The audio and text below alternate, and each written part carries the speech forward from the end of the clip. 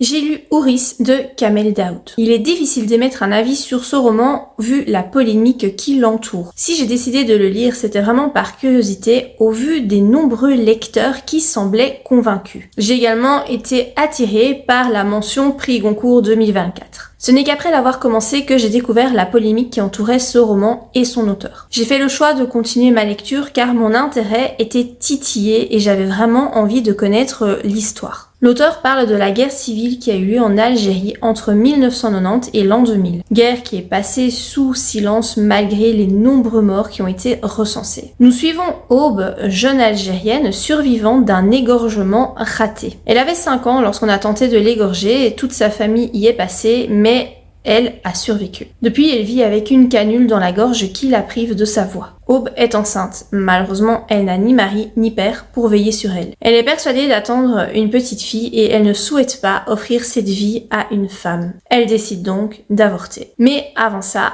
elle souhaite raconter son histoire à son enfant. Le lecteur se retrouve donc dans la tête de cette jeune Algérienne et suit son monologue intérieur, mais également les rencontres qu'elle va faire. Le roman, je dois vous le dire, comporte beaucoup de longueur. Le texte est difficile à digérer de par la façon dont il est écrit, mais également de par la cruauté qui se dégage de l'histoire. L'auteur donne la parole à différentes victimes des terroristes. Il démontre à quel point la condition de la femme est peu enviable en Algérie, de nos jours, mais également durant la décennie noire. Personnellement, je suis contente d'avoir enrichi ma culture en apprenant ce qu'il s'est passé durant cette période en Algérie. Pour autant, je peux pas affirmer que j'ai profondément aimé le roman. Il a été laborieux à lire car la plume n'est pas fluide et est assez exigeante. J'aime à penser que l'auteur, à travers ses écrits, a souhaité lever le voile sur des faits horribles qui se sont déroulés dans ce pays. Des faits tragiques qui ont été passés sous silence. Et qu'il a tenu à redonner la voix à ceux qui ont été massacrés. Je vous le conseille si vous souhaitez en apprendre plus sur ce pan abominable de l'histoire de l'Algérie.